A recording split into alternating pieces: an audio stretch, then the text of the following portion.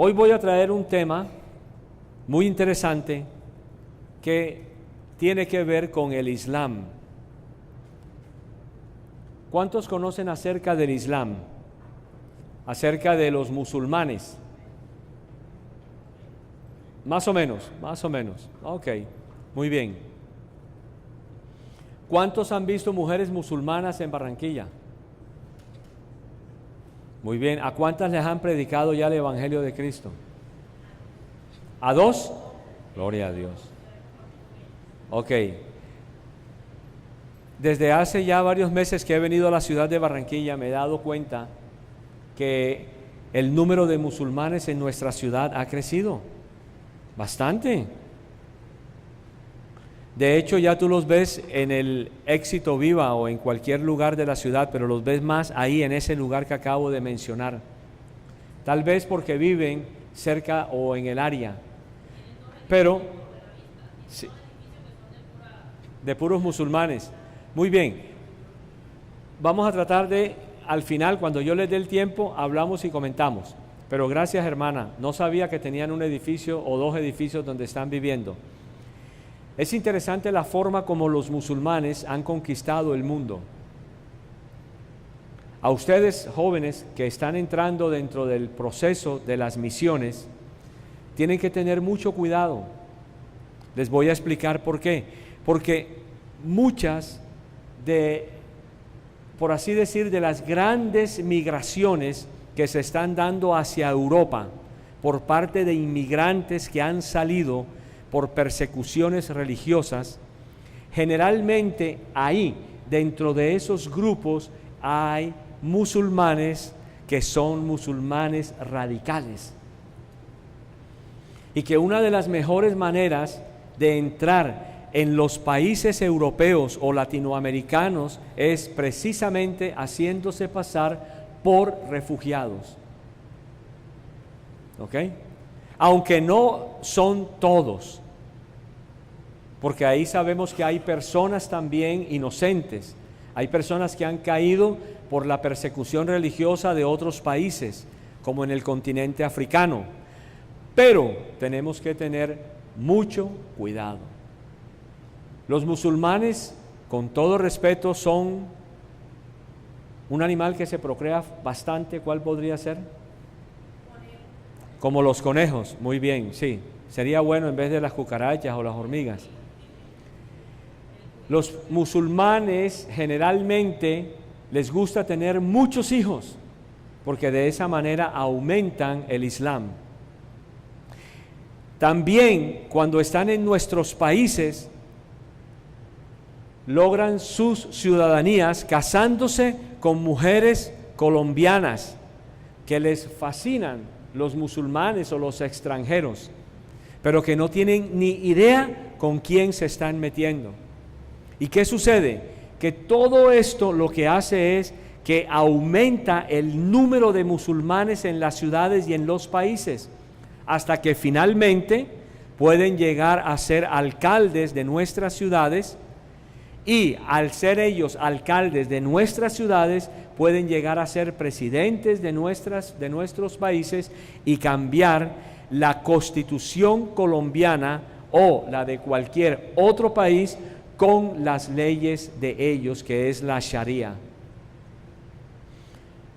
Entonces, tenemos que estar muy avisados con respecto a esta situación que se está viviendo en nuestro país, en los países de Latinoamérica, en los países de Europa y de Estados Unidos.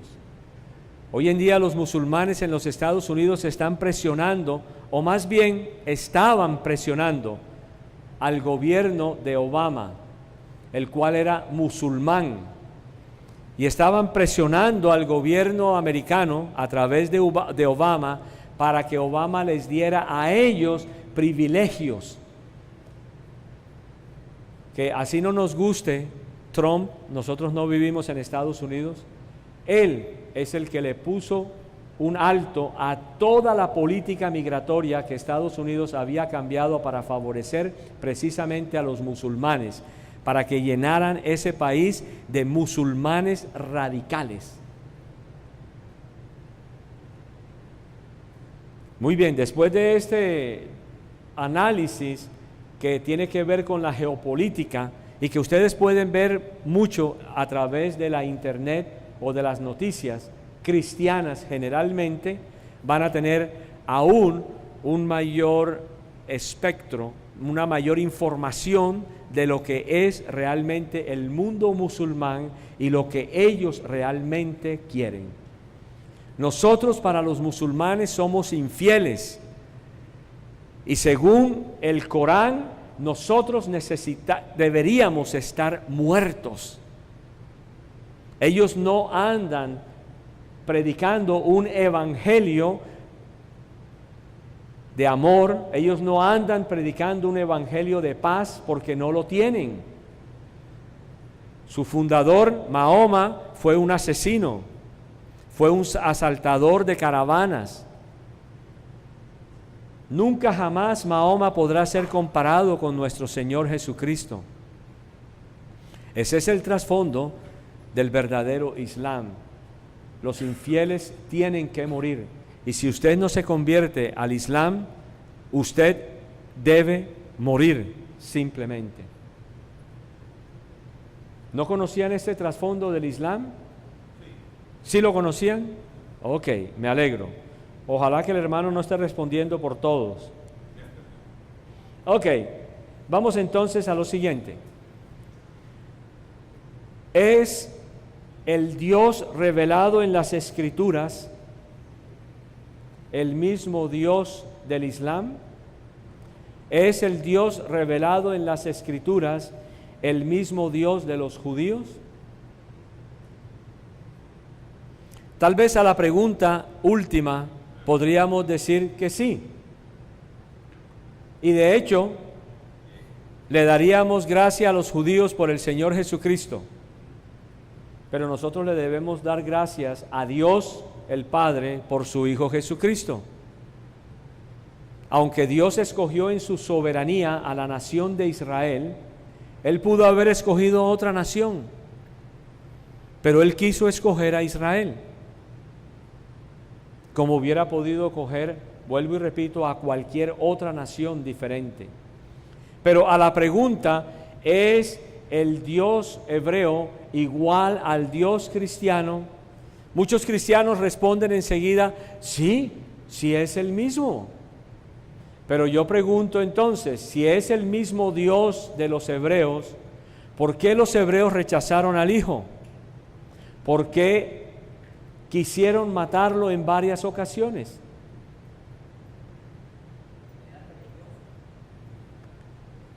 ¿Eran religiosos?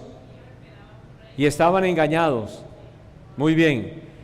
Miren lo siguiente, nosotros los cristianos creemos en un Dios que se manifiesta en tres personas: Padre, Hijo y Espíritu Santo. Si tú le quitas a la Trinidad una de las dos personas, pregunto, ¿sigue siendo Trinidad? Muy bien. Si tú niegas al Hijo, tal y como dicen las Escrituras, ¿podrá ser considerado hijo de Dios? No. Entonces vuelvo y pregunto, ¿el Dios de las Escrituras, el Dios hebreo, es el mismo Dios que tenemos los cristianos? No, no es el mismo Dios. Pablo, Tomás, los apóstoles reconocieron a Dios encarnado en la persona de Jesús, y los judíos no reconocieron a Dios encarnado en la persona de Jesús. De hecho, en muchas ocasiones lo quisieron matar, lo quisieron apedrear. Y vamos a ir a la Escritura para revisar los pasajes que efectivamente afirman cómo los judíos, al negar al Hijo, no estaban recibiendo al Dios verdadero de las Escrituras. En algo sí tenemos en común con los judíos cuando dice Deuteronomio 6:4, oye Israel, Jehová tu Dios, ¿qué? Uno es. Pero vuelvo y repito, si ellos rechazan al Hijo, no tienen al Dios de las Escrituras. Si ellos rechazan al Espíritu Santo, no tienen al Dios de las Escrituras. Porque si nosotros recibimos al Hijo, recibimos al Espíritu Santo. Vamos un momento a Juan 5, por favor. Quiero comentarles esto acerca de los judíos antes de hablar del Islam, porque hay muchos hermanos, pastores, maestros de las Escrituras, que consideran que el Dios Alá, minúscula, y el Dios de las Escrituras es igual, pero no es esto. Vamos a Juan capítulo 5, vamos al versículo 16, por favor.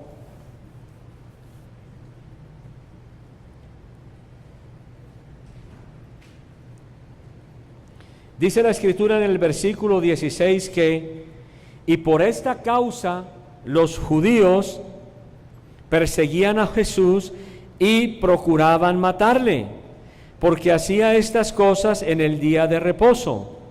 Y Jesús les respondió: mi Padre hasta ahora trabaja y yo trabajo. Versículo 18. Por esto los judíos aún más procuraban matarle, porque no solo quebrantaba el día de reposo, sino que también decía que Dios era su propio Padre, haciéndose ¿qué? Igual a Dios. Aquí hay una demostración de que efectivamente los judíos querían matar al Hijo de Dios, porque el Hijo de Dios llamaba al Padre de los hebreos, lo llamaba mi Padre, utilizando el pronombre personal posesivo, cosa que nunca hacían los judíos. Los judíos en el Antiguo Testamento nunca llamaron al Padre mi propio Padre, siempre hablaban en forma plural, nunca en forma posesiva. Entonces yo pregunto, si Jesús es rechazado, si a Jesús lo querían matar, la segunda persona de la Trinidad, el Dios encarnado en la persona de Jesucristo, Emmanuel, Dios con nosotros, ¿creen ustedes que sea el mismo Dios? Ellos perdieron la revelación del Dios Todopoderoso. Vamos un momentico, por favor, a 1 Corintios en el capítulo 10. 1 Corintios capítulo 10, versículo 4. 1 Corintios 10, 4. Esto es muy interesante. Este es un pasaje muy bueno. Tiene mucha apologética en los primeros 5 versículos para poder aprender a defender la fe cristiana. Pero el punto que voy a tratar hoy es acerca del Hijo. ¿Qué dice el versículo? Vamos a empezar desde el 1 para poder entender el contexto. Dice la Escritura: porque no quiero, hermanos, que ignoréis que nuestros padres todos estuvieron bajo la nube, y todos pasaron el mar, y todos en Moisés fueron bautizados en la nube y en el mar, y todos comieron el mismo alimento espiritual. Y aquí está en el versículo 4. Y todos bebieron la misma bebida espiritual, porque bebían de la roca espiritual que los seguía. ¿Y quién era la roca? Cristo. Muy bien. Por lo tanto, Cristo, el Hijo, antes de que se encarnara en la persona de Jesús, ya estaba en el Antiguo Testamento. La roca es Cristo. Y la roca de los judíos en el Antiguo Testamento y durante todos los 40 años iniciales, antes de que entraran en la tierra prometida, conocieron del Hijo. Él era la nube de día, Él era el fuego en la noche y era la roca salvadora de los hebreos. Vamos a Deuteronomio en el capítulo 32. Este es un pasaje paralelo, y con este pasaje del Antiguo Testamento comprenderemos que la roca del Nuevo Testamento, tal y como la describe el apóstol Pablo en 1 Corintios capítulo 10, es la misma roca que describe el libro de Deuteronomio cuando Moisés escribió estos primeros 5 libros. Entonces, vamos a Deuteronomio en el capítulo 32, por favor. Vamos a leer unos versículos salteados. Empezamos en el versículo número 4. Escuchen lo que dice. En el cántico de Moisés, como dice el subtítulo del inicio de ese capítulo, dice lo siguiente: Él es la roca, cuya obra es perfecta, porque todos sus caminos son rectitud. Y escuchen esto: ¿Dios de qué? Dios de verdad y sin ninguna iniquidad en él. Es justo y recto. ¿Quién es el Dios de verdad? La roca, Cristo, el Hijo. Y en 1 Corintios leímos cómo es la manifestación o lo que dejó de ser sombra y se hizo realidad en el Nuevo Testamento. Versículo 15. ¿Qué dice el versículo 15? Pero engordó Yesurún y tiró coces. Engordaste, te cubriste de grasa. Entonces abandonó al Dios que lo hizo y menospreció la roca de su salvación. Hoy en día, Yesurún podríamos pensar que es la iglesia, aunque no quiero espiritualizar, pero la iglesia se ha olvidado de Cristo. Hoy en día predicamos más sermones y enseñanzas relacionadas con el humanismo y hemos dejado a un lado, o más bien hemos sacado a Cristo de la iglesia. Por eso Él está tocando para que le abra la iglesia y lo deje nuevamente entrar, porque lo hemos sacado de las iglesias. Versículo 18, ¿qué dice la Escritura? De la roca que te creó te olvidaste, te has olvidado de Dios tu Creador. ¿Quién es el Creador? El Hijo. Colosenses capítulo 1, versículos del 15 al 17 habla de que en Él, en Cristo, fueron todas las cosas creadas y por Él todo fue creado. Entonces, vuelvo al punto que habíamos antes tocado. Si un judío no ha recibido todavía al Señor Jesús, al Cristo como su Mesías, simplemente sigue estando en condenación. Los santos del Antiguo Testamento no se salvaron por haber hecho obras ni haber cumplido la ley. Ellos se salvaron porque tuvieron fe en el Hijo, en la segunda persona de la Trinidad. Aunque este no es el tema, lean ustedes sobre la ley del Evangelio y se van a dar cuenta. Todos los santos del Antiguo Testamento, hasta después de la muerte de nuestro Señor Jesucristo, judíos que recibían al Mesías como el Dios encarnado en la persona de Jesús, eran salvos solo por la fe, como lo fue Abraham, nuestro Padre espiritual. Ahora bien, vamos a Juan 20, versículos 28 y 29.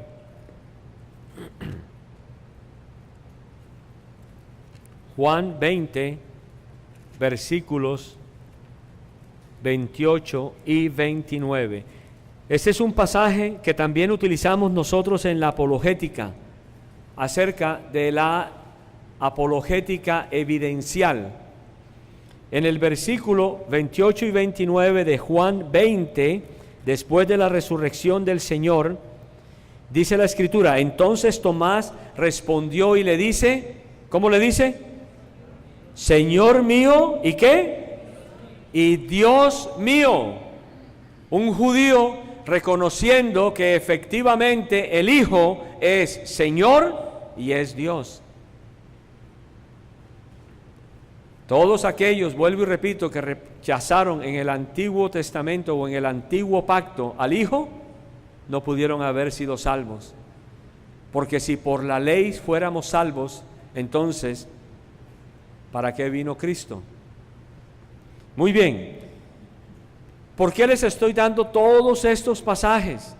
Para que cuando entremos de lleno en el Islam podamos entender y recordar lo que la Escritura nos ha dicho.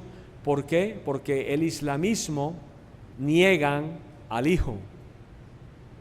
el Islam niega al Hijo. Y tienen unas doctrinas bastante heréticas, comparadas obviamente con religiones no cristianas y con cultos no cristianos. Y vamos al bautizo de nuestro Señor Jesús para que veamos en la totalidad la Trinidad. Termino y abro un espacio para unas preguntas, pero si no, se me corta la idea. Vamos, por favor, a Mateo en el capítulo 3, el bautizo de nuestro Señor. En este pasaje se muestran claramente las tres personas de la Trinidad: el Padre, el Hijo y el Espíritu Santo. No hay de otra. Jesús no es el Padre, Jesús no es el Espíritu Santo, el Padre no es el Hijo, el Padre no es el Espíritu Santo. Aquí en este pasaje se nota claramente en el versículo 16 y 17 que dice la Escritura: y Jesús, después que fue bautizado, subió luego del agua, y he aquí los cielos le fueron abiertos, y vio al Espíritu de Dios que descendía como paloma y venía sobre él. Y hubo una voz de los cielos que decía: este es mi Hijo amado, en quien tengo complacencia. Entonces, les he llevado brevemente a un repaso general de las Escrituras para que recordemos que efectivamente el Hijo, Dios, se encarna en la persona de Jesucristo. Y Jesús fue 100% hombre y 100% Dios. Jesús está actualmente como hombre y está también como Dios. Si está como hombre es porque tiene el mismo cuerpo con el cual murió, resucitó y subió a los cielos. Por lo tanto, Jesús no es un ser espiritual. ¿Ha sido claro hasta ahora? Muy bien, ahora sí, les abro un espacio rápido para preguntas relacionadas con el tema. ¿Preguntas? Pero no hay pregunta, los musulmanes no niegan a Jesús, o sea, no lo niegan como que Jesús no existió, ni hizo milagros, ni nada, eso no lo niegan ellos. Ellos lo que no aceptan es la divinidad de Jesús. Bueno. Y es algo interesante porque en el mismo Corán se habla de Jesús. ¿Ya? Muy bien. A ver, nosotros en esto, los apologistas somos radicales en esto, hermano. Ellos niegan a Jesús. Punto. ¿Pero no aparece en el Corán? Sí, claro. A ver, lo que pasa es que nosotros tenemos que tener mucho cuidado de la forma como nosotros hablamos. Si tú estás hablando con un nuevo convertido y tú le dices eso, el judío, la persona, perdón, que está recibiendo la enseñanza, ay, qué bonito, los musulmanes no niegan a Jesús. Qué bueno. O, ay, los testigos de Jehová no niegan a Jesús, porque los testigos de Jehová no lo niegan, entre comillas. Los mormones no niegan a Jesús. Ayer cuando estábamos hablando con este mormón, él decía, yo creo en Jesús. ¿Pero cuál Jesús? ¿El Jesús de la Biblia? Decir que no lo niegan no es malo del todo, pero sí es para una persona que está empezando a recibir la leche espiritual no adulterada, es peligroso, porque te podría dar una ambivalencia, ¿ves? Y entonces cuando se le acerca un musulmán puede considerar que el musulmán, porque cree en el Hijo, cree en Jesús, ay, entonces este es hermano mío también. No, ni los testigos, ni los mormones, ni los adventistas, ninguno de ellos son cristianos. Obviamente la religión musulmana, en esto sí te apoyo, no es cristiana. Obviamente no es cristiana. Y sí, el Corán habla no solamente de Jesús, lo menciona a María, menciona el Evangelio, menciona a David, menciona los Salmos, pero por eso no significa que el Corán sea cierto. ¿Ves? Ahí está la diferencia.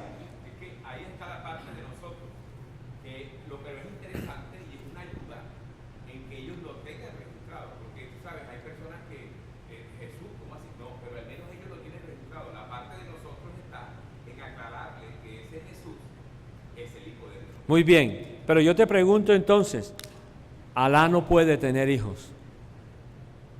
Alá no tiene hijos. Alá no tiene hijos.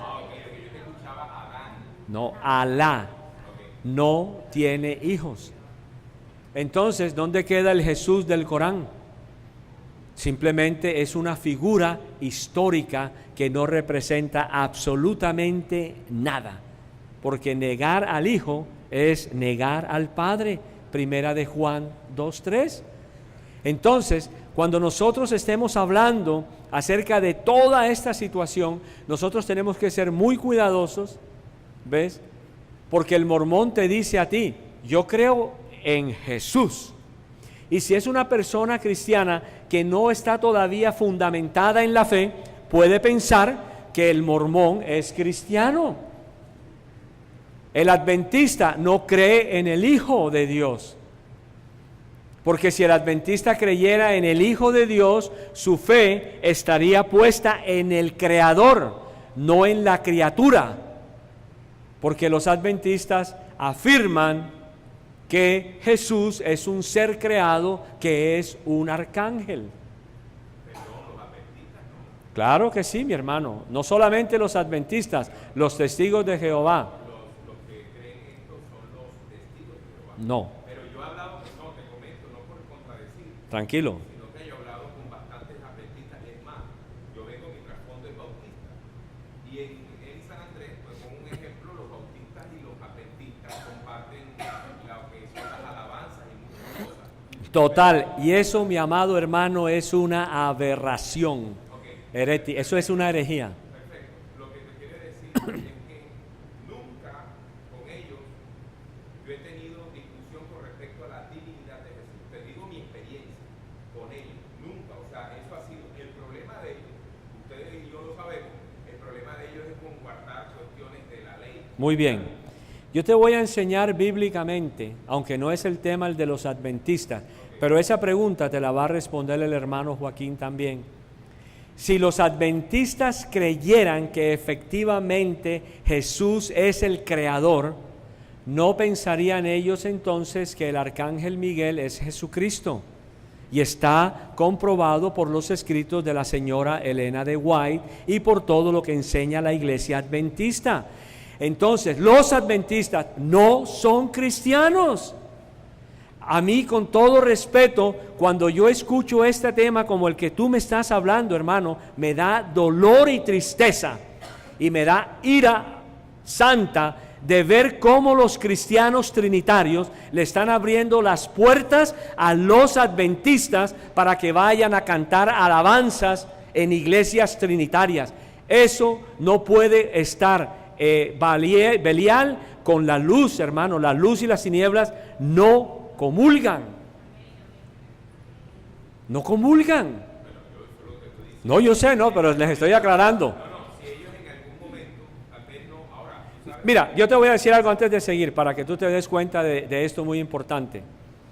Generalmente los cultos no cristianos, como los adventistas, nunca van a llegar a tu casa a decirte qué piensan de Jesús. Nunca, jamás. Nunca. No pueden. No les conviene. Yo nunca he escuchado a un testigo de Jehová decir que Jesús es también un arcángel, un ser creado, como afirman los adventistas, como afirman los mormones. Entonces, todos estos grupos no cristianos tienen cosas en común. Si de los adventistas se tratara, de los mormones se tratara, de los testigos de Jehová fuera, ellos ya hubieran eliminado el nombre Jesús de la Escritura, porque ellos no creen efectivamente que Jesús es el creador de las cosas. No, los unicitarios creen que Jesús es divino, pero que solamente empezó a existir a partir del momento de su concepción, y eso es una herejía. Por lo tanto, yo no tengo que comulgar con los unicitarios en nada, ni permitirle siquiera la entrada a un unicitario a que venga a enseñar desde un púlpito cristiano. Eso es una herejía. No existe, no, exacto, no, tampoco, pero sigamos con el tema. Pero esa pregunta vuelve y se la haces al hermano Joaquín. ¿Dónde está el hermano Joaquín de Andrade? Ah, ok, hermano, bienvenido. Ok, muy bien. Una pregunta con el tema. Sí, en estos días un pastor que enseñaba y decía que los judíos no creen en Jesucristo porque cuando Jesucristo resucitó, los soldados romanos dijeron que los apóstoles llegaron y se robaron el cuerpo. ¿Y quién dijo eso? ¿Un pastor cristiano? Wow. Que por eso es que los judíos no creen en Jesucristo. Bueno, puede ser cierta en cierta medida, claro, pero te tuvo que haber explicado todo el contexto. ¿Sí me explico? O sea, efectivamente, a los soldados romanos le dijeron que más bien callaran y dijeran que ellos habían robado el cuerpo de Jesús para no reconocer la resurrección del Hijo como tal. Entonces, esto es otro indicativo de que el que no tiene al Hijo, no tiene al Padre. Y si los judíos no tienen al Hijo, no son salvos. Así de sencillo. Miren, hay una cosa que les voy a hablar acerca de esto. Puede que yo hable muchas veces con pasión, y yo lo hago con pasión, pero no es con pelea ni nada, ¿ok? Yo hablo con mucha pasión porque, hermano, esto que usted me está diciendo, yo le voy a comentar algo, vean. Todavía tengo, sí. Ponga atención. A mí me escriben muchas personas al correo de mi APIC, a mi ministerio. Y antes de venir precisamente a Barranquilla, me escribió alguien y me dice, me llama hermano. Bueno, yo no sabía cuál era el trasfondo del hermano. Y me dice, me gustan sus devocionales. Le pido autorización a su página para que me permita utilizar los devocionales en la iglesia. Y porque también deseo publicarlos en la página de nuestra iglesia. El Señor, el Espíritu Santo, siempre me ha guiado primero a preguntar quién es usted. Y entonces le respondí y me dijo, yo soy adventista, pertenezco a la iglesia del séptimo día de los adventistas. Entonces yo le respondí y le dije, ya él me llamaba mi hermano, pero ponga atención, y le dije, usted no puede utilizar los artículos de nuestra página. Parecería que usted no ha revisado bien los artículos y los temas que nosotros tenemos en mi APIC. Ahí hay un tema que le invito a que lo vea, lo revise y lo estudie, donde hablamos en contra de la doctrina de ustedes los adventistas. Ustedes los adventistas no son cristianos. Usted no puede llamarme a mi hermano. Wow, cuando ese hombre me respondió, me dijo que yo era un hombre intransigente, que yo no tenía compasión, que yo no tenía amor, que era muy duro. Ahí tengo el correo. Y escuchen lo que él escribe. A mí me han invitado muchos pastores trinitarios cristianos a predicar en sus iglesias. ¡Wow! Lo único que yo le dije es, esos pastores que lo están invitando a usted a predicar y a enseñar en las iglesias de ellos son unos herejes como son los adventistas. O sea, tengo que llamar a las cosas como son. ¿No la conocen? Hay una palabra sencilla de Jesús para toda esa cuestión de que por qué rechazaron Sí. a Jesús. Jesús mismo lo dijo. Y esta es la condenación que ha venido. Perfecto, así es, hermano. Exacto, muy bien. Entonces, volviendo al caso del Islam, ¿quién es el Dios del Islam? ¿Es el Dios del Islam el mismo Dios revelado en las Escrituras? Ya ustedes han escuchado y pueden tener ya una definición clara. El Dios del Islam no es el mismo Dios revelado en las Escrituras. Es un Dios con D requete minúscula, si podemos decir que existe la minúscula y la requete minúscula. No es el mismo Dios revelado de las Escrituras. Ahora les voy a explicar. Porque si fuera el mismo Dios de las Escrituras, por ejemplo, sería lógico que esta palabra con el Corán no se contradijera. Pero resulta que el Corán contradice las enseñanzas de las Escrituras. Por lo tanto, el Corán no fue escrito ni fue inspirado por Dios. El Corán fue inspirado por un demonio, por un ángel de luz. Por lo tanto, el Corán es totalmente contrario a las Escrituras. A mí me decía algún estudioso de la palabra, cuando yo enseñaba de esto, me decía: uy, hermano, pero es que usted juzga muy duro al Corán. ¿Sabe usted que el Corán es un libro hermoso? Es un libro escrito con una clase de poesía y una clase de literatura hermosa, inspiradora. Y yo le decía: amigo, ¿y eso qué tiene que ver con el cristianismo?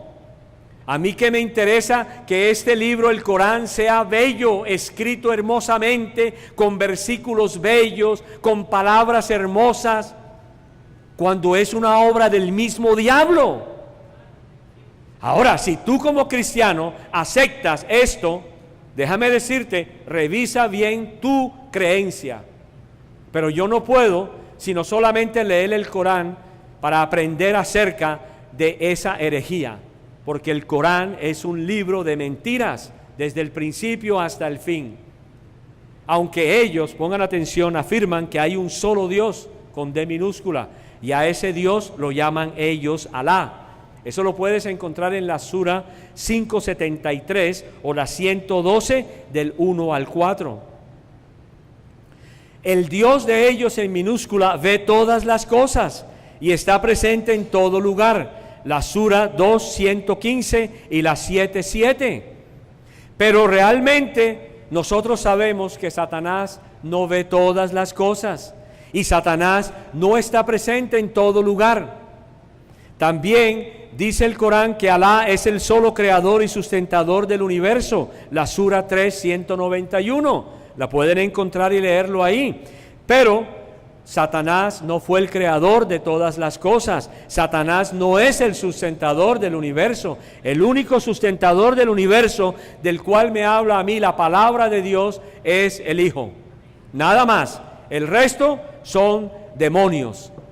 No son ni siquiera dioses. Primera a los Corintios, capítulos 15, versículos del 20 al 21, habla perfectamente que los demonios, que los dioses son simples demonios. Ahora, escuchen lo que dice la Surah 5:73, dice: Alá no es una trinidad, sino uno solo. Y si la Surah, el Corán, dice solamente esa porción, el resto del Corán es totalmente falso. Totalmente falso. Porque el 99% si está correcto, pero si tú solamente el 1% lo tergiversas, el resto es falso. Yo no puedo creer en eso.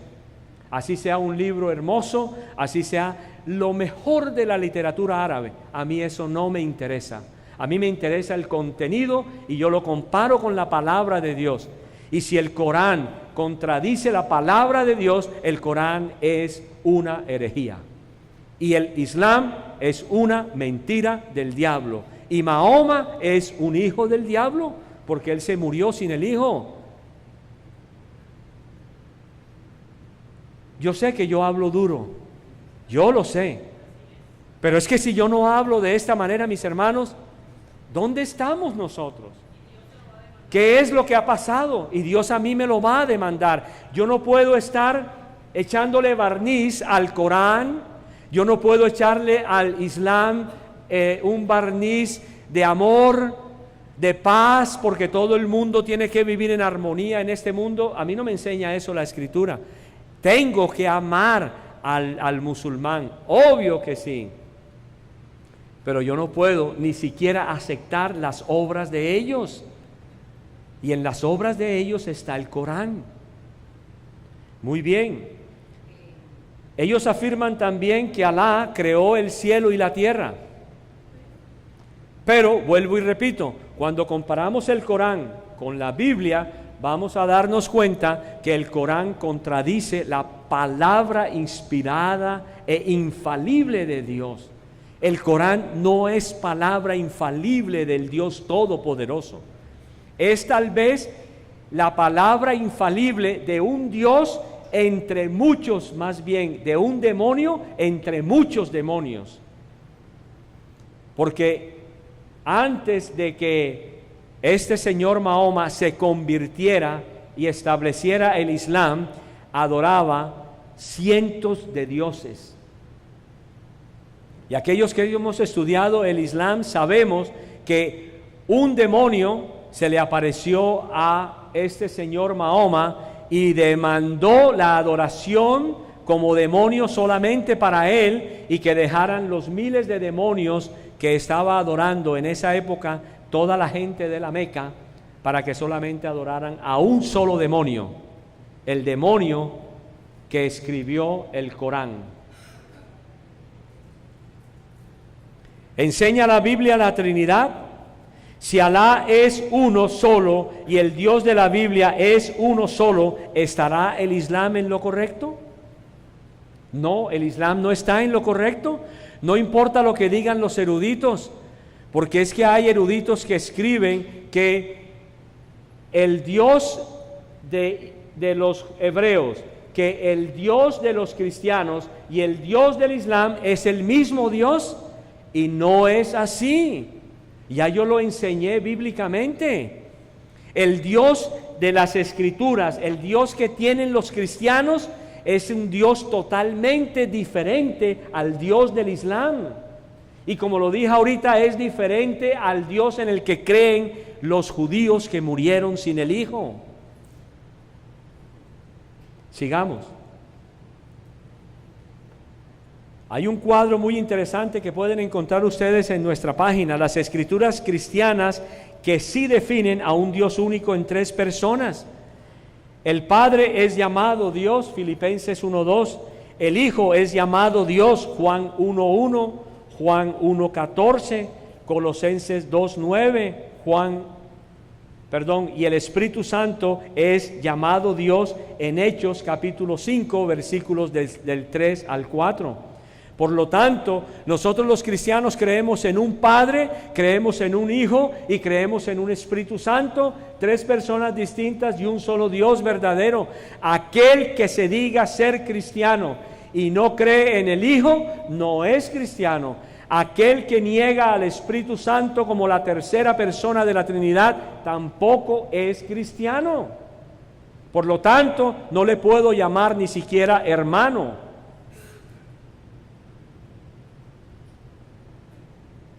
La palabra de Dios también nos habla que el Padre es el Creador. Isaías 64:8, que el Hijo es el Creador. Juan 1:3, Colosenses 1 del 15 al 17, y que el Creador es el Espíritu Santo. Job 33:4 y 26:13.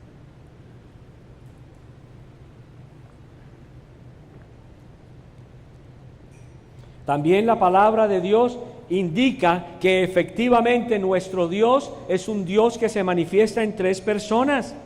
El Padre existe, según a los Corintios 6:16. El Hijo existe, Colosenses 1:27. Y el Espíritu Santo existe, Juan 14:17. Y aunque existen como tres personas diferentes, es un solo Dios, eternos. Por lo tanto, el Hijo no es un ser creado.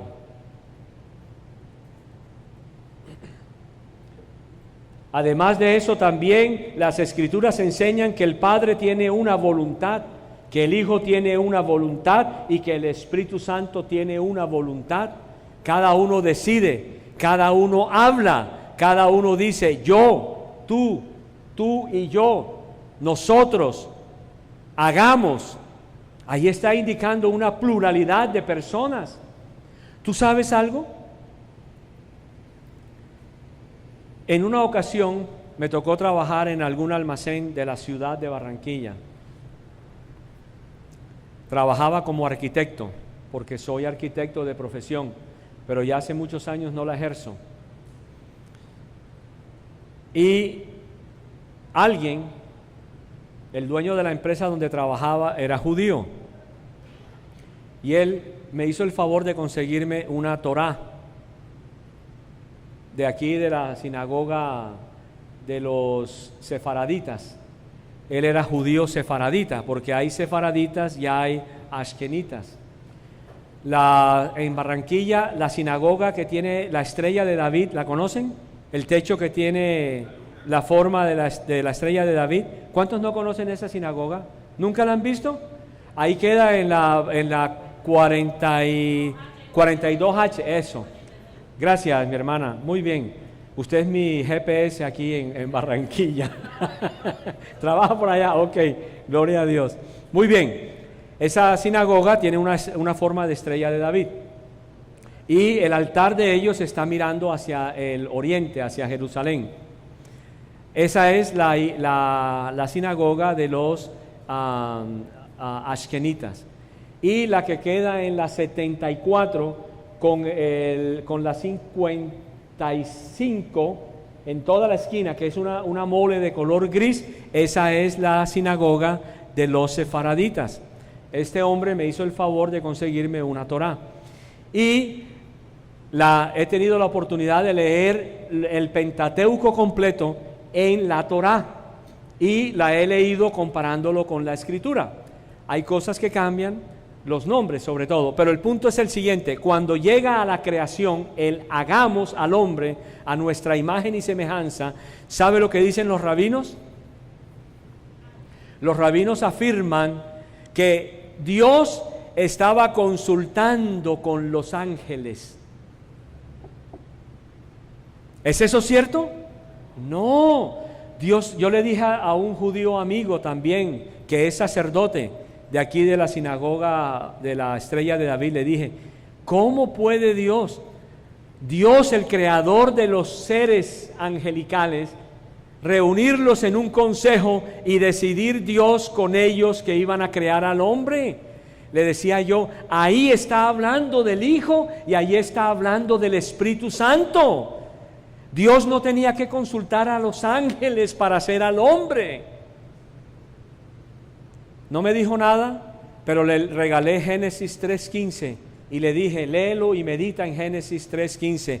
Esta es la promesa del Salvador, no solamente para ustedes, sino también para la humanidad entera. Y después lo confirma el Padre a través de Abraham cuando le da la promesa de que en él, en el Hijo, serían benditas todas las naciones de la tierra. ¿Qué piensan los musulmanes acerca de nuestro Señor Jesucristo?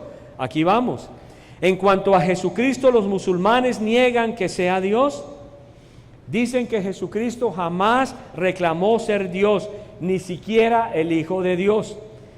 A ellos les causa horror, y escuchen esto, solo el pensar que Jesucristo sea el Hijo de Dios. Porque para ellos eso indicaría que Dios tuvo que haber tenido una relación sexual con María para haber concebido al Hijo. ¿Eso es lógico? Bíblicamente eso es una herejía. En cuanto al oficio de profeta de Jesucristo, ahí sí vamos, los musulmanes creen que efectivamente fue un profeta, al igual que Mahoma. Muy bien, sin embargo, y escuchen esto, sin embargo, ¿quién creen ustedes que para los musulmanes es el único y el verdadero profeta? ¿Jesús? No, Mahoma. Mahoma. Sí, Mahoma. Ellos creen que Mahoma es el único y verdadero profeta de Dios, aunque Jesús está en un segundo plano, David y todos los demás están en terceros planos. Para ellos, Mahoma está por encima de Jesús. Y déjame preguntarte, ¿Podrá estar una criatura creada por el Creador, como en el caso que afirman los adventistas, de que efectivamente el ser creado te va a dar a ti la salvación y la vida eterna? Creería que no. Un ángel no podía cumplir la ley de Dios, porque se demostró antes de la creación del hombre de que efectivamente aún los ángeles le fallaron a Dios. ¿Cómo podía ser entonces un ángel hacerse hombre para morir por nosotros en la cruz del Calvario, cuando el único creador y establecedor de la ley fue Dios mismo? Y Dios mismo tenía que encarnarse en la persona del Hijo para poder cumplir la ley, porque el creador de esa ley fue Él, y de la abundancia del corazón habla la boca. Por lo tanto, Dios tenía que encarnarse para que, vuelvo y repito, cumpliera toda la ley a cabalidad, porque ningún ser creado podría ni puede jamás cumplir la ley. Entonces, a Jesús lo pueden reconocer indudablemente como un profeta, pero nunca a la categoría de Mahoma. Y no importa si Mahoma asaltó caravanas, no importa si Mahoma mandó a matar, no importa si Mahoma fue un ladrón. Para ellos, Mahoma es más importante que nuestro Señor. Es más importante aún para ellos Mahoma, aunque en Jesús nunca, dice la Escritura, se halló maldad. Lo que pensamos nosotros acerca de Jesús es que Jesús es creador.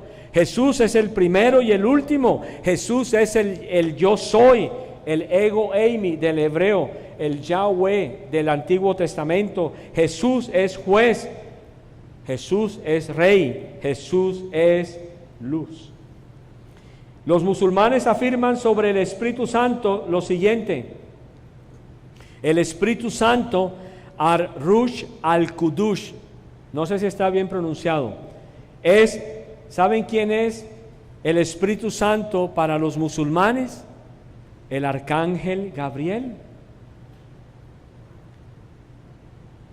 Entonces dijo un sheikh, que es una persona importante dentro del ámbito musulmán, dijo que las palabras de Dios, traducción del significado, dice: y le fortalecimos con el Espíritu Santo, se refieren exclusivamente al arcángel Gabriel, de acuerdo al punto de vista correcto entre los eruditos musulmanes. ¿Pero es el Espíritu Santo el arcángel Gabriel? No, no lo es. Mahoma metió las de caminar cuando declaró eso. El Espíritu Santo es Dios mismo, no es ningún ser creado. Dice también Marián 19:17, hablando de este supuesto Espíritu Santo, dice: entonces le enviamos nuestro Espíritu, el ángel Gabriel, quien se le presentó con forma humana. Por lo tanto, para los musulmanes es claro que el Espíritu Santo es el arcángel Gabriel. Ningún erudito musulmán sugirió nunca que la expresión Rush al-Kudush usada en el Corán significara la vida de Dios, ni tampoco la redacción de esta frase indica eso, ni nunca jamás fue utilizada en ese sentido. Paráclito, según ellos, y escuchen esto con mucha atención, el Paráclito, ¿saben quién es el Paráclito en la Escritura, no? En el Nuevo Testamento es el Espíritu Santo, es nuestro consolador, nuestro ayudador, nuestro guiador. Según los musulmanes, ¿saben quién es el Paráclito de ellos? Mahoma, es un profeta humano enviado por Alá. Y esto va en contra de las Escrituras. Por lo tanto, los musulmanes están equivocados. Los musulmanes necesitan al Hijo verdadero. Para afirmar esto, y escuchen de dónde lo sacan, los musulmanes dicen que como Juan utilizó en sus registros que hablan sobre actos físicos como el hablar, como el oír, como el amonestar. Él dirá solo lo que oiga, dice las Escrituras, que esos atributos no se aplican a las lenguas de fuego en el día de Pentecostés, ya que no se registró que las lenguas de fuego hayan hablado ese día. Además, en cuanto al habla, ellos dicen que el Espíritu Santo no habla. Por lo tanto, ellos consideran que como Mahoma sí habla, entonces Mahoma es el paráclito o el paracleto de ellos. Pero la pregunta permanece: si esto es así, ¿cuál Espíritu Santo le dijo a David en el Salmo 110:1 acerca del Señor? Vamos a leer Salmo 110. El Señor dijo a mi Señor. Amén. Gracias. Y los musulmanes usan ese pasaje del Salmo 110:1 para decir que ahí se está hablando es de Mahoma. 110:1. Jehová dijo a mi Señor: siéntate a mi diestra hasta que ponga a tus enemigos por estrado de tus pies. ¿Quién habría de sentarse entonces a la diestra de Jehová? Supuestamente Mahoma. Supuestamente Mahoma. Pero nosotros sabemos lo que el Espíritu Santo, las Escrituras enseñan acerca del Espíritu Santo. El Espíritu Santo estaba presente en la creación del mundo, estaba en los santos del Antiguo Testamento. La presencia del Espíritu Santo la podemos ver claramente en las Escrituras del Nuevo Testamento. Y en estos próximos 15 minutos voy a terminar sobre la salvación y el juicio, lo que enseñan los musulmanes. Según los musulmanes, si sus buenas obras exceden sus malas obras, y si usted cree en Alá y se arrepiente sinceramente del pecado, usted puede ir al cielo. Eso lo pueden encontrar en la Surá 3, 135, 7, 8 y 9, 21, 47, 49, 14, 66, 8 y 9. Según ellos, el segundo punto, el juicio está basado en el sincero arrepentimiento de la persona y las obras justas. Pero resulta que cuando tú le preguntas a un musulmán si él ha estado haciendo suficientes buenas obras para ser salvo, él te va a decir que él no lo sabe. Por lo tanto, cuando esta gente se muere con incertidumbre, se muere sin seguridad, porque no saben si hicieron lo suficientemente bueno. Pastor, bienvenido. No, que hicieron lo suficientemente bueno para ser salvos. Y eso queda en la mente de la persona diariamente, crea en esa persona una inseguridad. Porque finalmente, ¿cómo puede un Dios santo aceptar a un pecador por el solo hecho de un arrepentimiento, cuando realmente lo que el Señor ha exigido siempre es un derramamiento de sangre para el perdón de pecados? No es lógico. Por lo tanto, el Corán no es verdadero. El Corán no es una literatura que se pueda tener en cuenta.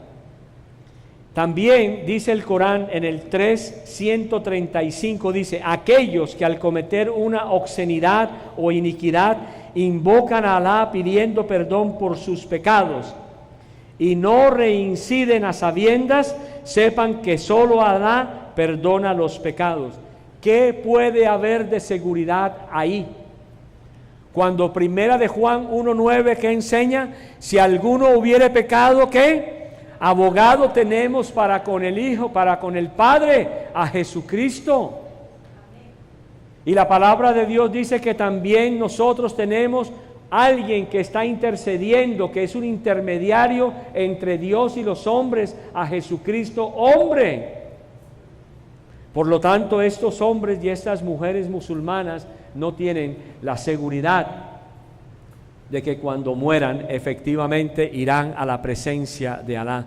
La única manera como un musulmán tiene derecho a entrar en el paraíso es cuando se explota a sí mismo y mata a miles de personas o a cientos de personas, especialmente judíos. Es la única forma como ellos pueden entrar directamente al paraíso. Y allá supuestamente lo van a esperar 70 vírgenes y van a tener vino en el paraíso. ¿Es eso posible? ¿Puede un Dios verdaderamente santo perdonar a un hombre? Lo puede perdonar obviamente, pero si se alcanza a arrepentir. Pero cuando ese hombre o esa mujer se explotan a sí mismos con una bomba, ¿habrá tiempo de arrepentimiento? Es un asesino completo. Esa persona no puede ir al cielo, ya no tiene ni siquiera segunda oportunidad. Por lo tanto, el Corán, vuelvo y repito, es falso. Escuchen lo que dice la sura en el capítulo 7, versículos 8 y 9. Ese día, el día del juicio, se pesarán las obras con total equidad. Aquellos cuyas buenas obras pesen más en la balanza serán quienes hayan triunfado verdaderamente, pero quienes sus malas obras sean las que pesen más, habrán perdido por haber negado nuestros signos. Por lo tanto, el musulmán nunca estará seguro con respecto a su salvación. El cristiano sí está totalmente seguro. Si nosotros, cualquiera de nosotros, verdaderamente cristiano, lavado y comprado por la sangre de Cristo, muriera hoy, ¿iría al cielo? ¿No iría al cielo? Claro que sí. Pastor, pero resulta que mi hermano la noche antes de morirse me dijo una mentira. ¿Se va al cielo o tiene que ir al purgatorio? No, se va al cielo. Se va al cielo. Porque nosotros, el Señor perdonó nuestros pecados pasados, presentes y futuros. Y Él dice que los que estamos agarrados de su mano, ninguno se perderá. Pero yo te pregunto, ¿cómo debe ser su vida cada día? Muy bien, porque el apóstol Pablo dice, el que mentía ya no miente más. Usted sabe cuándo un mentiroso sí podría, y a lo mejor diría yo, nunca fue salvo. ¿Sabe cuándo? Un cristiano no es cristiano si sigue practicando el pecado. Nosotros los cristianos no practicamos el pecado. Nosotros podemos pecar, pero nosotros no practicamos el pecado. Es una gran diferencia. Y esa seguridad solamente me la da a mí el Espíritu Santo. Porque yo soy hijo, ya no soy bastardo. No soy hijo del diablo, soy hijo de Dios. Así debemos hablar los que hemos creído. Pero si nosotros hablamos con dudas y temores, revisen entonces la teología de ustedes. Revisen la palabra de Dios para ver qué es lo que nos enseña la palabra. Hay un infierno eterno, según los musulmanes, para aquellos que no son musulmanes. ¿Qué tal? Que no practican el Islam y que no son de la fe verdadera. Pero bíblicamente, ya de entrada, el Corán se contradice con la Biblia.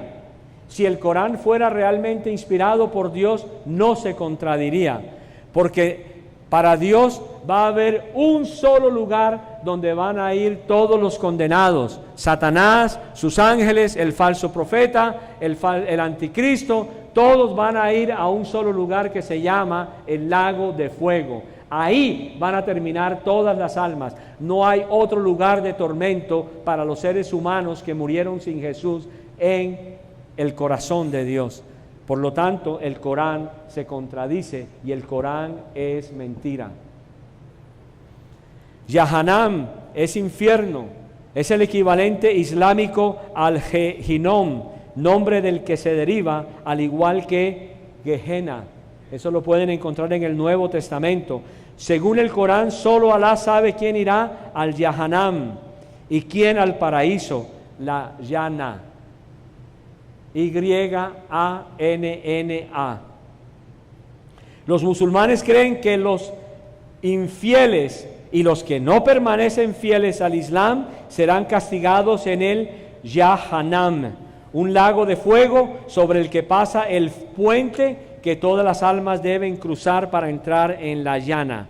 El Corán describe a fondo el Jahannam para que los musulmanes cultiven la piedad y la humildad. Pero yo pregunto, ¿puedes tú dar verdaderos frutos si no tienes al Espíritu Santo? Si tú, escúchame musulmán, que me puedas estar viendo, si tú crees que tú estás haciendo obras de piedad y humildad, las estás haciendo en tu propio esfuerzo. Y esas obras para el verdadero y único Dios son consideradas como trapos de inmundicia. Porque el único que nos lleva a nosotros a dar fruto no es nuestra obra, no es nuestro trabajo, no es nuestra dedicación al ministerio, no es nuestra dedicación al Evangelio, es simplemente el fruto del Espíritu Santo que tiene cada creyente dentro de él. Por eso cuando nosotros llegamos al Evangelio, dejamos de hacer nuestras obras para empezar a caminar en las obras que Él nos ha mostrado de antemano.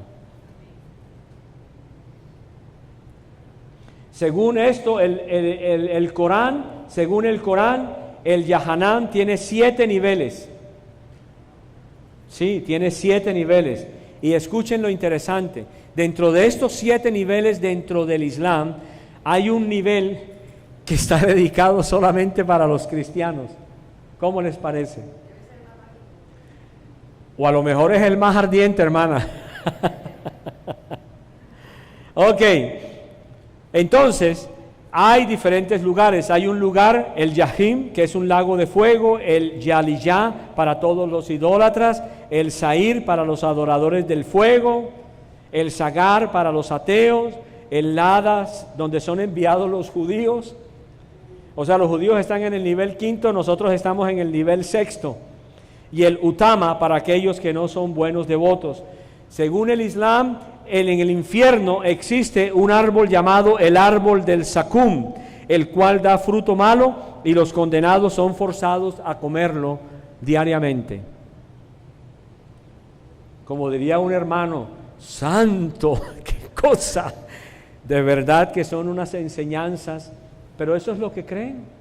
Por eso les digo a los jóvenes misioneros, al pastor del hijo Edgar Baloco, a quien ya previamente había conocido de oídas, porque conozco al padre de él con quien he estado hablando en varias ocasiones aquí en Barranquilla. Yo les digo, hermano, misioneros jóvenes, cuando vayan a predicar el Evangelio, prediquen el verdadero Evangelio de Cristo. No prediquen el evangelio liviano que se está enseñando hoy en día en las iglesias. El amor es importante, pero el que no tiene al Hijo simplemente será condenado por la eternidad.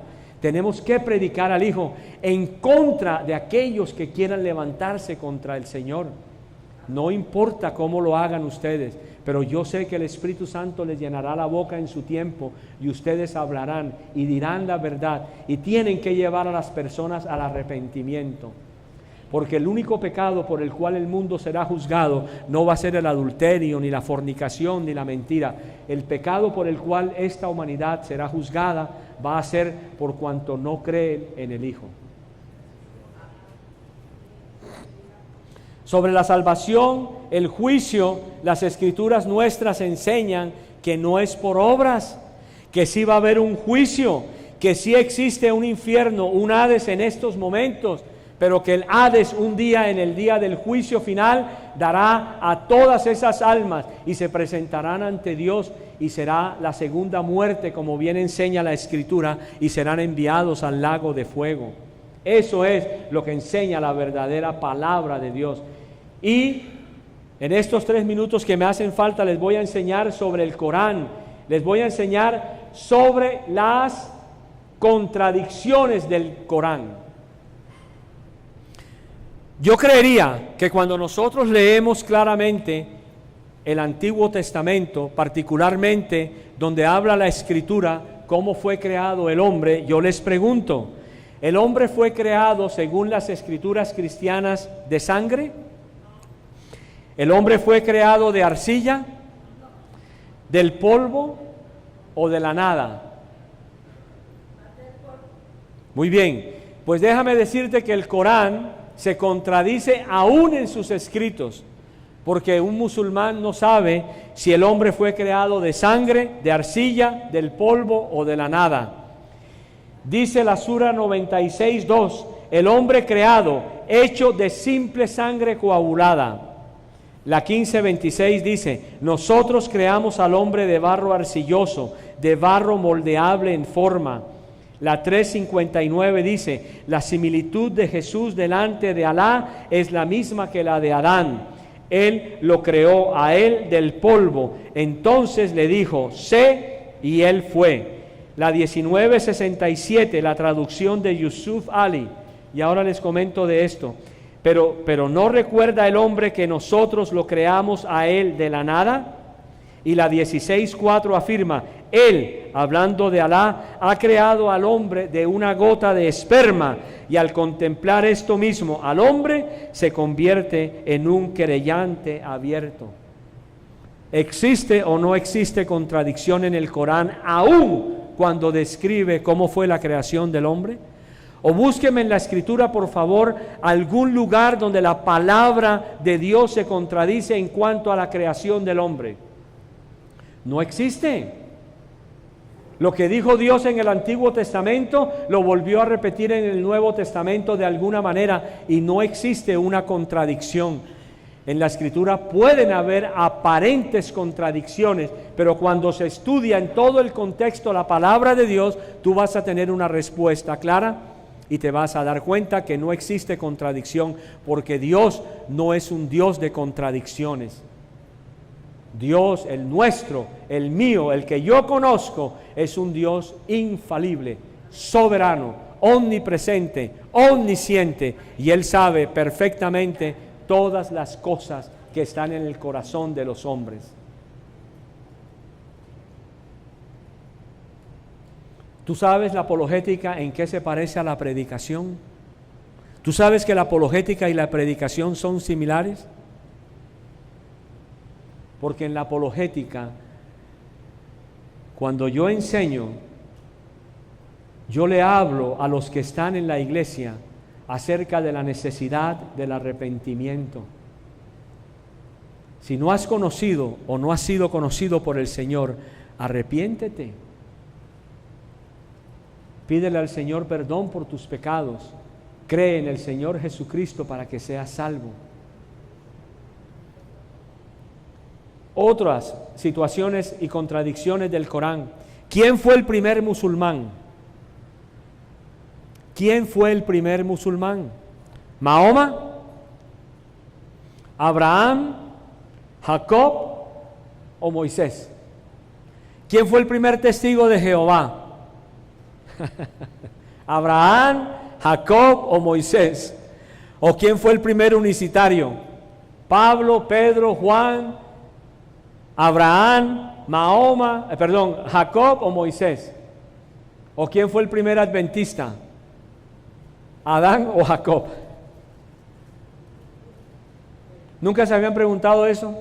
Cuando yo hablo con los testigos de Jehová, yo les pregunto, óyeme, según ustedes, ¿quién fue el primer testigo de Jehová? Nunca tienen una respuesta. Y yo les digo, ¿cómo puedes tú, con todo respeto y a veces sin respeto, No, con todo respeto, les pregunto, ¿cómo puedes tú considerarte testigo de Jehová? Dime algo, ¿de qué has sido tú testigo de Dios? Y muchos que oído con esto y ahora les comento. ¿Tú has sido testigo acaso de cuando el mar fue abierto? ¿Acaso tú caminaste en la nube? ¿Acaso tú caminaste guiado por la columna de fuego? ¿O bebiste de la roca que es Cristo? ¿O acaso viste al Cristo resucitado? Porque déjame decirte que para usar el término testigo de Jehová, tuviste que haber sido presencial, tuviste que haber presenciado una de las proezas que están en las Escrituras. Y a veces muchos cristianos dicen que son testigos también de Dios, porque como Dios ha cambiado mi vida, entonces yo puedo dar testimonio y soy testigo de lo que Dios ha hecho en mi vida. Eso no es cierto. Bíblicamente la palabra testigo es alguien que ha visto. No todos los hijos de los israelitas vieron las proezas de Dios, pero sus padres sí se las comunicaron. Y finalmente dice el Señor a Tomás, le dijo, más bienaventurado que es. Eso, amén. Entonces, según los musulmanes, no se sabe quién es el primer musulmán, porque ellos dicen, y se me ha ordenado a mí, Mahoma, ser el primero de aquellos que se inclinan ante Alá en el Islam. La otra surá dice lo siguiente, cuando Moisés vino al lugar señalado por nosotros y su Señor se dirigió a él dijo, oh mi Señor, muéstrate tú mismo a mí para que pueda mirarte. Alá dijo, de ninguna manera puedes verme a mí directamente, pero mira sobre la montaña, pero si se sostiene en su lugar entonces podrás verme a mí. Cuando su Señor manifestó su gloria en la montaña, Él la convirtió como polvo y convirtió supuestamente a Moisés en el primer musulmán. ¿Sí notaron ese pasaje? ¿Cómo se parece un poquito al de la Escritura? Pero se parece nada más, pero allá hay una gran mentira. Y Moisés cayó en un desvanecimiento. Cuando él recobró sus sentidos, Moisés dijo, gloria sea ante ti, a ti vuelvo en arrepentimiento. Y dice, y yo soy el primero en creer. Finalmente, ¿quién era o quién fue el primer musulmán? ¿Mahoma o Moisés? Y Abraham dice, y este fue el legado que Abraham dejó a sus hijos y así también lo hizo Jacob. Oh mis hijos, Alá ha escogido la fe para ustedes. Entonces, sin excepción, mueran en la fe del Islam. Oye, mueran en la fe del Islam. Así podríamos continuar. Inclusive en el mismo Corán, la historia sobre Faraón en el Corán es contradictoria. Entonces no podemos afirmar que el Corán sea un libro excelente en cuanto a literatura sapiencial o sabiduría divina. El Corán es un libro común y corriente, pero muy peligroso, escrito por el diablo mismo, para engañar a la gente, para tenerla todavía en esclavitud. Entonces, resumiendo y tomando los puntos más importantes, el Islam no tiene nada que ver con el Dios revelado en las Escrituras.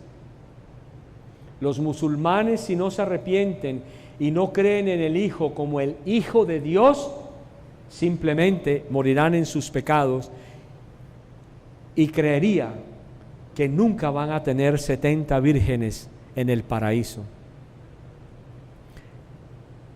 ¿Alguna pregunta entonces, hermano, para dar por terminado este tema? Por ejemplo, cuando usted nos dice ahorita... Espérate un momentico, hermana. Gracias. Cuando usted nos decía ahorita que ellos dicen que, o sea, que usted decía que donde dice Alá, para ellos en el Corán, usted decía, no, porque el diablo no puede ser esto, porque el diablo no puede ser esto. O sea, nosotros aquí lo entendemos porque sabemos que lo verdadero es la Escritura. Pero ¿cuál les puede decir uno a ellos si ellos no van a aceptar que yo les diga que donde ellos están diciendo que es Alá es el diablo? ¿Cómo? Sí. Muy bien. Bueno, yo generalmente lo enseño nada más en los seminarios. Claro, claro. Yo, por ejemplo, cuando en Bogotá tuve una ocasión de hablar con un musulmán, ¿ya? Y yo no le dije a él, ese Alá en el que tú crees es un demonio. No, porque los ofendo, obviamente. Entonces, lo que nosotros tenemos que hacer es, primero, lanzar la palabra. No te preocupes por el trabajo tuyo, porque el trabajo no es tuyo, el trabajo es del Espíritu Santo. ¿Ok? Entonces, hay preguntas puntuales que yo le hice a ese hombre. Por ejemplo, lo que más le pregunté yo a él es, cuénteme una cosa, ¿usted cree que ha hecho suficientes obras aquí en Bogotá en su vida para poder merecer el paraíso? Y me dijo exactamente lo que yo les acabo de decir. No sé. Entonces yo le decía, mire la diferencia entre usted y mi creencia. Yo no tengo que hacer muchas obras para ser salvo. Yo ya soy salvo solo por un solo hecho, haber creído que efectivamente Dios sí tiene un hijo, y ese hijo se llama Jesucristo. Pero yo no creo que Alá haya tenido hijos. Le dije, pues la Biblia sí lo dice, y la Biblia no se contradice. Por lo tanto, el Corán y la Biblia se contradicen. Y yo le creo más a la palabra de Dios en la Biblia que a la palabra del Corán en Mahoma. ¿Ok? No puedes. ¿Ves? Ahora, yo sí le puedo decir, por ejemplo, a un adventista que él sí ha creído en el Jesús equivocado, que es el arcángel Miguel. Eso sí es estar equivocado. Pastor, yo tuve la oportunidad, por la misericordia de Dios, de estar con los musulmanes allá en Asia, sí, en distintos países, en Tailandia, en Singapur, donde hay muchos, y en Malasia, en Indonesia, y estuve llevándoles la palabra. Sí. Pero bueno, yo esto no lo conocía, lo que usted nos enseña ahora de las obras y eso. Simplemente les hablé de Jesús, y bueno, ellos no decían absolutamente nada, solo me escuchaban, se quedaban callados, y no sé si algunos hayan entendido, pues, pero nunca me refutaron nada ni me dijeron nada de lo que les dije Jesús. No se preocupe, la palabra usted la lanza, Isaías 55, 10 y 11 lo dice claramente. ¿Ok? Así de sencillo. Bien, ahora, quiero terminar con este punto. Miren, hay personas con las que yo he hablado que son cristianas y me han dicho, oh, pero es que los musulmanes son muy buenos. Muy buenos. Son gente dadivosa, son gente que está siempre pendiente de las necesidades y de servir a los demás. Le dije, sí, pero ¿sabes algo? El infierno está lleno de personas muy buenas. Cuando tú hablas de que alguien es bueno, compáralo con lo que dice la Escritura. Tal cual. Ni siquiera uno es bueno. Si nosotros, por así decir, categorizamos a los seres humanos por buenos o como seres buenos, bíblicamente, la Biblia me enseña lo contrario. Bueno, no hay ni uno solo. Ni María, ni la Virgen, ni esta señora Teresa de Calcuta, ni siquiera María, porque María necesitó de un Salvador también. Entonces nosotros tenemos que tener cuidado y cambiar nuestra manera de hablar.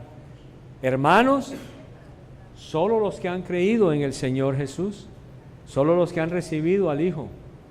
Los demás no son ni primos, ni hermanos separados, ni nada de eso. ¿Ok?